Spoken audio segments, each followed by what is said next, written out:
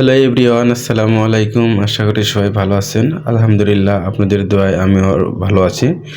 আমাদের এই রমজান মাস উপলক্ষে সারা বাংলাদেশে দেখতে পাচ্ছেন ডেলিভারি চার্জ একদম ফ্রি পেন্টিংয়ে চলতেছে।